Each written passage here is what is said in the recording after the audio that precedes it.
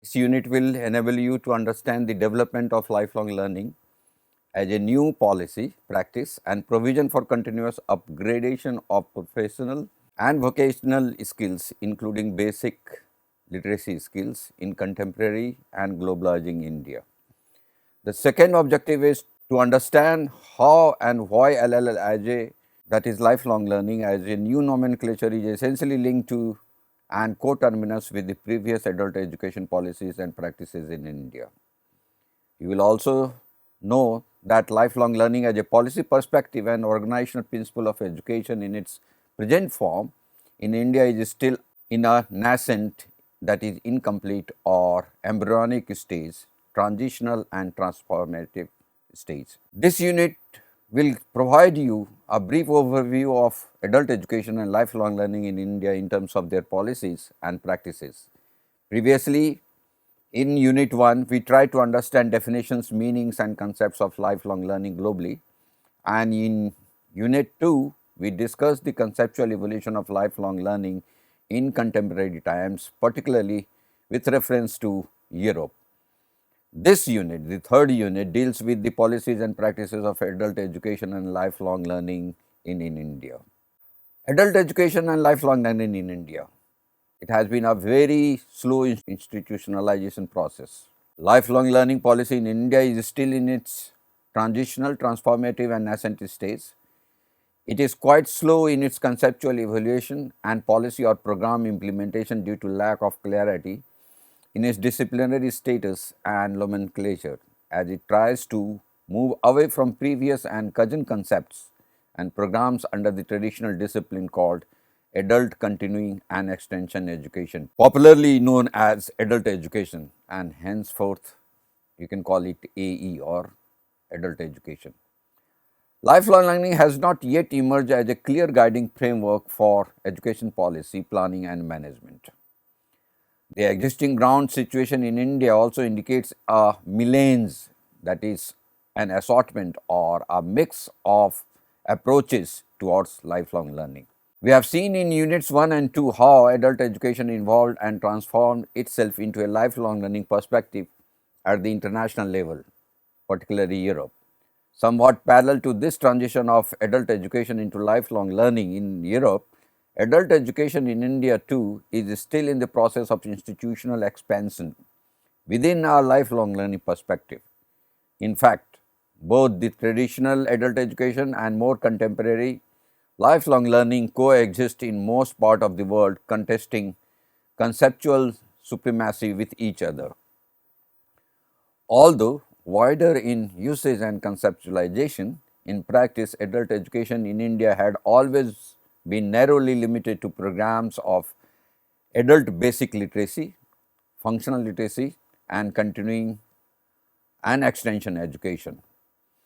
Let us recall that lifelong learning is not only being used as a new disciplinary nomenclature for adult education either in India or abroad, it is also being advocated as the central organizational principle for entire education system, particularly the higher education system all over the world. In India at the moment, we can identify coexistence of two broad and different strands of policies and practices within or related to adult education and lifelong learning. The first one is the traditional or conventional adult education as an umbrella term, which includes adult basic literacy, continuing education, extension education, vocational education and vocational skills training. All these are guided by two mainstream theoretical perspectives, namely adult education as a fundamental individual and social right and as an empowerment tool for social and economic transformation. And the second aspect is more functional, which is limited to utilitarian perspective of adult education, which sees itself as serving basic functional skills requirement of the society. For example, training in and understanding of basic literacy skills, 3 Rs, that is reading, writing and arithmetic, or any other skills like plumbing, car driving, mechanics or a cobbler's job. The more contemporary concept and policy of lifelong learning in India is still being contested, developed and defined and broadened to include previous adult education policies and practices. However, lifelong learning in India is practically and conceptually limited to the utilitarian notion of competitive and skill-oriented learning needs of the growing knowledge and market economy, both locally and globally. Thus, lifelong learning in India refers to all kinds of skills training and education, both lifelong learning and life void, including previous adult basic literacy, functional literacy, digital literacy, information and communication technology, and other technology and service sector based vocational and professional skills imparted by public, private, and NGO sectors through both formal and non-formal institutions, including your online distance education courses. Former adult education in India. Adult education in India has been in practice since colonial times under what is known as non-formal education sector, and which complemented the deficiencies of the formal education sector. It catered to adult illiterates consisting of workers, peasants, farmers who could not avail any formal schooling. Adult education in many ways contributed enormously to both freedom struggle movement before 1947 as well as to the development needs of the nation in post 1947 in India. Achieving universal adult literacy and creation of a literate public or citizenry has always been a fundamental goal of adult and continuing education in India. The practice of adult education in post-independent India has carried different meanings and interpretations, ranging from citizens training to its redefinition as an alternative to formal education with a three-pronged objective. Namely, the first one is to focus on the target segment of young adults in the 15 to 35 year age group belonging to the underprivileged social segment. Second, to link formal education and non-formal education for optimal utilization of available resources. And the third one is to focus on inculcating functional skills as an imperative for development. Thus, we can see, for example, that the National Literacy Mission launched in 1988 expanded the scope of earlier adult literacy programs to include developmental literacy. It added elements like social awareness, acquisition of relevant social skills, women's empowerment, health and hygiene, population control, values of national integration, environment conservation upon the pre-existing focus on basic literacy skills, that is 3 R's: reading, writing and arithmetic. Now, let us move ahead to see what happens to the emergence of lifelong learning in India. The idea of lifelong learning in India is not completely new. The first formal and well articulated idea of lifelong learning in India can be found in the Gandhian scheme of Nayi Talim or Bunyadi Shiksha, translated as basic education. Gandhi's Nayi Talim envisioned a holistic and integral education based on productive handicraft for the education of 3 H's, that is hands, head and the heart. This is in contrast to the skill acquisition in 3 R's, that is reading, writing and arithmetic. So, hands stands for education, work based problem solving, practical and universal education rather than text based abstract education for urban middle class collar jobs, white collar jobs. The second is head, training of the head, that is education for development of mental cognitive processes, and third is heart or character building education. These are the 3 things which Gandhi emphasized. Gandhi's Nayi Talim, which is based on pedagogy arising from dialectical interplay between craft skills and cognitive processes enabling simultaneous character formation, is the best example of a workplace based lifelong learning. In the Gandhian scheme of craft based education, there is complete emphasis on local knowledge, local tradition, local language, local resources, where learners and experts, both as co-learners, are engaged in a scientific dialogical encounter not only among themselves but also with the productive works and tools. Gandhian education takes place in an interactive setting based on values of democratic learning and equal sharing, where work as a tool constantly provides dialectical interplay for cognition and learning pedagogies, including theory and perspective building, critical understanding, exploration and problem solving, along with organic synchronization of the mind, heart, body and spirits, thereby making it a powerful tool of personal and social transformation. More contemporarily, lifelong learning as a foundational principle guiding the reorganization of entire formal education system has been getting slow, but increasing rhetorical attention in the educational policy discourses in India. This is evident from various policy documents and statutory commission reports. Some of these prominent government policy documents in India with some elements of lifelong learning policy intents are Kothari Education Commission Report of 1964-66, the National Knowledge Commission Report of 2005 to 2008, Planning Commission of India 11th 5-year plan, that is from 2007 to 12, and University Grants Commission UGC in short, its 11th plan guideline on lifelong learning and extension education. Then we have another document that is of the Planning Commission of India's 12th 5-year plan from 2012 to 17. Guideline on lifelong learning, extension and education, that is the document it is called. Then another document is National Policy on Skills Development of 2009 and the National Policy on Skills Development and Entrepreneurship, that is of year 2015. And the last but not the least is the Ministry of Human Resource Development's Draft National Policy on Education 2016. Let us start with Kothari Education Commission report of 1964-66. We can see that the first intent or the idea about lifelong learning in the Kothari education, following Mahatma Gandhi, it emphasized the importance of practical and productive work in the curriculum in order to restore dignity of labor and to develop vocational and agricultural education. One of the statements from the Kothari Education Commission report pronounces like this: education does not end with schooling, but it is a lifelong process.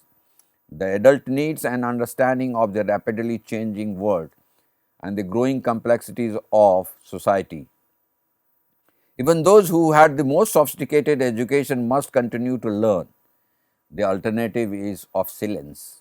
Thus viewed, the function of adult education in a democracy is to provide every adult citizen an opportunity for education of the type which he wishes or which he should have for his personal enrichment, professional advancement and effective participation in social and political life.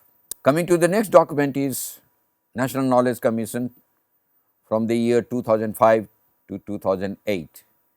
To understand and meet the challenges of globalizing India, the National Knowledge Commission of India was set up, which worked from 2005 to 2008. The Knowledge Commission of India recommended revamping of the entire education system to cater to pro-market reforms taking place in the country. In order to leapfrog in the race for social and economic development, one of the Knowledge Commission report, there are various reports. This document is of 2006. At page 1, advises introduction of information and communication technologies and services sector related knowledge oriented paradigm in education. It suggests development of appropriate institutional mechanisms in 3 significant ways. And these 3 significant strategies are strengthening quality and delivery within the education system for better domestic research and innovation. The second one is leveraging of information and communication technologies to enhance governance and connectivity. And the third one is to establish networks of exchange and knowledge collaboration between various knowledge systems in the global arena. One of the objectives of Knowledge Commission was to build excellence in the lifelong learning and formal education systems in order to meet the challenges of the 21st century and to increase India's competitive advantage in the fields of knowledge. The Knowledge Commission of India recommended the following. The first one is expansion of lifelong learning to promote a people-centered and inclusive knowledge society in India. The second one is a framework for achieving quality of education for all through a widespread lifelong learning system in the country. And the third one is open courseware and open learning resources for sharing intellectual capitals of elite institutions in India to supplement lifelong learning systems in India. In this regard, 7 Indian Institutes of Technologies, IITs, and the Indian Institute of Science, IISc in Bangalore, have already taken up an open innovative courseware initiative called National Program on Technology Enhanced Learning, in short NPTEL. This is to enhance the quality of engineering education in the country by developing more than 200 curricula based video and web courses.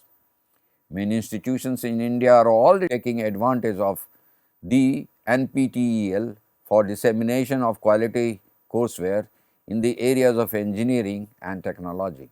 This open educational resource supplements the lifelong learning process of individuals who want to catch up and brush up their knowledge.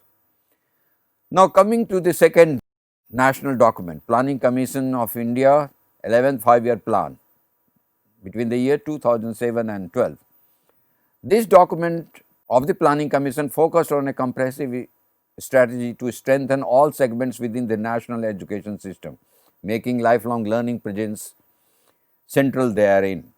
Yet, it is quite vague there in this document. The role of lifelong learning is very, very vague. Hence, until today, that is August 2017, adult education and lifelong learning remain completely confined to traditional narrow boundaries of basic literacy, functional literacy, extension education, and community outreach programs with additional emphasis on skills development to meet the needs of emerging market and new technologies during the last one decade. So, both adult education and lifelong learning remain intact within the existing old disciplinary structures with little or few operational changes in the delivery. However, rhetorical emphasis on linking of elementary and secondary education with the labor market in this document can be considered a significant step towards expansion of the idea of lifelong learning. For better demographic dividends, the 11th 5-year plan also emphasized improvement in education and training in ICTs for the emerging international market in the knowledge and services sector, including emerging domestic educational market based on public-private partnership model in educational development. It placed emphasis on the services sector, science, technology, professional education, vocational education and training with a strong emphasis on employability and or you can say self-employment, that is entrepreneurship. The next document to be considered is the University Grants Commission's 11th plan guideline on lifelong learning and extension education. This document alone could be considered as the first ever national level complete policy document dedicated to lifelong learning in India with a comprehensive guideline. It expanded the scope of adult and continuing education under a new program called as Lifelong Education and Awareness Program, that is in short LEAP, which also advised university departments of adult and continuing education to be renamed as Department of Lifelong Learning. However, the UGC made very little budgetary provisions for this new initiative. Yet the UGC guideline talks about the significance of lifelong learning in the context of market and knowledge economy, fast-paced technological changes and global competition in detail. However, the document is high in rhetoric and poor in provisions. It gives lip service to the new requirements needed for institutionalizing lifelong learning within Indian higher education system. Another document is Planning Commission's 12th 5-year plan from the year 2012 to 17, Guideline on Lifelong Learning and Extension Education. The 12th five-year plan too reiterated the need for a paradigm shift from basic literacy to lifelong learning, contextualizing this need in terms of fast changing technologies, service sector and knowledge-based economy. The document emphasized a lifelong learning perspective within all learning activities that may be undertaken by an individual throughout his or her life along life-wide sectors professionally, whether in formal, non-formal, informal settings for the upgradation and improvement of one's knowledge, skills and competence in spheres of personal, civic, social and economic, including employment. The most important aspect of the paradigm shift in lifelong learning and literacy, as pronounced in the 12th five-year plan document, is the new emphasis on recognition of prior learning. That is most important. It is recognition of prior learning and accreditation and their alignment with the formal education system. The Sakshar Bharat Mission (SBM) in short of the Government of India, launched in September 2009 too, was accordingly advised to reorient itself to the new lifelong learning paradigm. It advised Sakshar Bharat Mission to expand its focus on basic adult literacy to include other learning needs such as functional literacy, vocational education, physical and emotional development, arts, culture, sports and recreation. Yet in practice, Sakshar Bharat Mission too has continued to function in the traditional way within adult education perspective until now.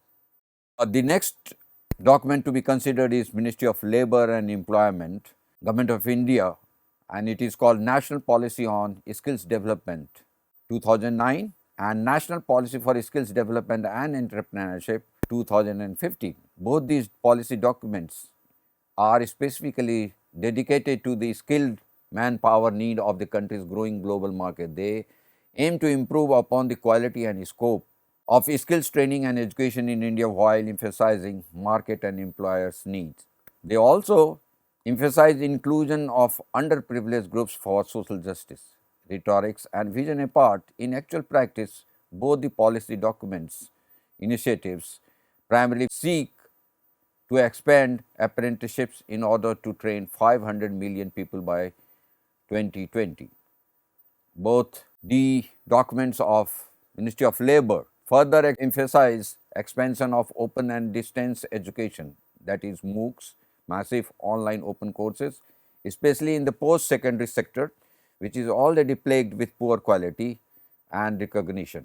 Both the policy initiatives also prescribe elaborate principles for quality assurance, procedures and accreditation, but they have not been able to address all the quality related issues. Also, since both the documents come under Ministry of Labour and Employment, they are not fully and meticulously integrated with the existing education system under Ministry of Human Resource Development and its proposed new education policy, which may be launched sooner or later. Now, let us see about the MHRD's proposed new education policy 2016. The MHRD's draft national policy on education 2016, titled Some Inputs for Draft National Education Policies 2016, is a 43-page document. In this document, we are not very sure about the specifics of the actual national policy on education, which might take the final shape sooner or later. We are also not sure of the real contents of the lifelong learning policy and its would-be status in the new education policy. We are also not sure of the actual status of lifelong learning in relation to education in general, particularly higher education. None of the official documents are very clear about the status of the relationship between lifelong learning under MHRD and the skills development initiatives under Ministry of Labour and Employment. According to MHRD's 43-page 2016 document, it says, it reads like this: the draft NPE 2016 envisions a credible education system capable of ensuring inclusive quality education and lifelong learning opportunities for all, and producing students graduates equipped with the knowledge, skills, attitudes and values that are required to lead a productive life, participate in the country's development process, respond to requirement of fast changing, ever globalizing knowledge based societies. Thus, we can see that new education policy draft document firmly remains located within a market economy perspective in education as an investment, coupled with parallel rhetoric of social inclusion, promotion of mother tongue based education, language and culture. At page 16 of the draft document, the direction of the future education agenda is anchored in a lifelong learning and sector wide perspective. It also advises school level curriculum to incorporate lifelong learning courses or values, we can say, with focus on vocational education, skills development and entrepreneurship, and use of ICTs for gainful employment. However, higher education, particularly the universities, have not been integrated with other policy initiatives to address universal and full scale adoption of lifelong learning. This document advises universities in a very little way to reorient their courses within a lifelong perspective. In addition, it advocates introduction of alternative lifelong learning systems based on distance and online modes, that is MOOCs or SWAM.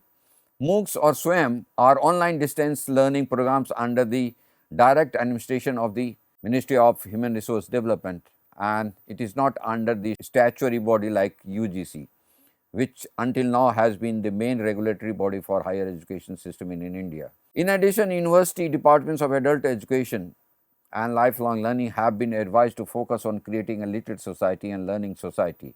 Here too, the main emphasis on the draft national policy on education is on imparting basic adult literacy, digital, financial and legal literacy with additional focus on creation of online and alternative learning systems. Now, most of the commission reports, beginning from the Kothari Education Commission to the current draft National Policy on Education 2016, have recommended 6% of country's GDP as investment in education. But until now, the educational budget in India has hovered around 3% of the national GDP. In this sense, meager budgetary provisions in education have not only marred all the laudable educational policies and plans in general, but have debilitated the very institutional dynamics needed for making an efficient education system based on lifelong learning perspective. Apart from these two government documents at the policy level, there are two civil society initiatives influential in lifelong learning area. They are the Mumbai Statement of 1998 and the Hyderabad Statement on Adult and Lifelong Learning of the year 2002. Both the statements are policy suggestions resulting from two international conferences for a comprehensive lifelong learning policy in India held under the auspices of the UNESCO. The concept of lifelong learning in India has seen from the text of Hyderabad Statement seems to have been oriented towards UNESCO's humanistic orientation, though some elements have also been taken from economistic orientation of OECD or European Union documents.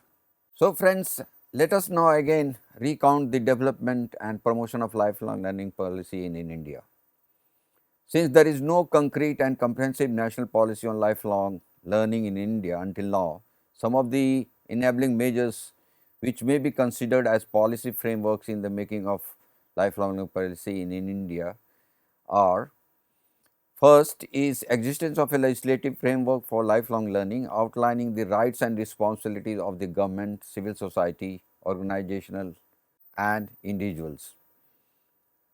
Existence of a national lifelong learning support and service system for both urban and rural areas supported by ICTs including satellite, broadcast networks and the internet. Third, existence of a comprehensive learning outcomes assessment and accreditation and credit transfer systems. Fourth, research based plan for an accumulative learning credit system for individual learners and aspiring for continuous upgradation through continuing education system based lifelong learning. Fifth, existence of a national qualification systems in which knowledge, skills and competence are equally weighted and diploma and professional qualifications are mutually transferable. Sixth, existence of an assured budgetary provision and cost sharing system outlining the responsibilities of the government employers and individuals with provisions for social justice to deprived sections. And lastly, Expansion of research to look into increased spending on workplace learning with the help of industries, organizations and civil departments. Now, let us again go for an analysis, critical analysis and comments on adult education lifelong learning as a policy discourse in India. The first point I would say is it would be better to say that there is an existence of an expanding educational discourse on lifelong learning in India instead of a well defined, well integrated and comprehensive lifelong learning policy in India. Both adult education and lifelong learning coexist in their conventional shape, contesting and vying for supremacy with each other. The second point is in globalizing India, the discourse of lifelong learning as a policy has been gaining increasing importance more than the traditional adult education, continuing education and extension education. And third analysis or comment would be lifelong learning as a philosophical perspective and vocational practice is not new in India. It existed during ancient and medieval times, and in modern times it is best visible in Gandhi's Nai Talim or Bunyadi Shiksha, that is basic education, which exemplifies good example of lifelong learning principles and practices. A fourth comment would be the paradigm of shift from adult education to lifelong learning within the formal education system in contemporary India has not happened in isolation, but it has had exogenous influence of global changes in the economy, technology and knowledge intensive service sectors. Major policy advocacy groups from supranational agencies such as the UNESCO, Faro Report, Delors Report, for example, and the European Union have largely influenced this paradigm shift from adult education to lifelong learning. Another comment or point is the main obstacle between qualitative growth and deeper institutionalization of both adult education and lifelong learning in India has been meager financial and infrastructural support provided to them by various governments and policy plans. As a result, adult education and lifelong learning have been confined to providing narrowly conceptualized basic educational services to those outside the formal education system. Another comment is existing regulatory frameworks in India are not designed meticulously and comprehensively to address all the complexities in skill building project of India, whether they relate to existing education system or autonomous vocational education institutions or to any other stakeholders initiative. For example, both draft national policy on education of 2016 and the skills development policy of 2015 coexist independently without complementing each other in a close and integrated manner.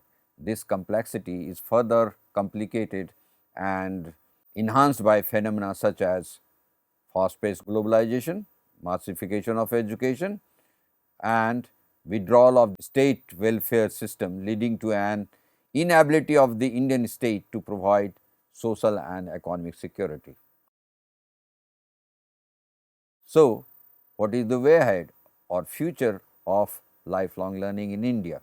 That is where now I would conclude by providing you 3 points. First one is we need an efficient support system by government and other stakeholders needed to secure sustainable financial, infrastructural and legal framework for better research and innovation and state of the art institutionalization of lifelong learning in Indian education system.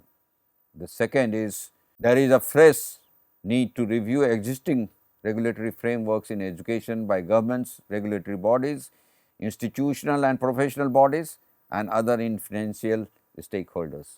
We need to identify areas of strengths and weaknesses in existing regulations, policies and budgetary provisions for education, particularly in the context of lifelong learning.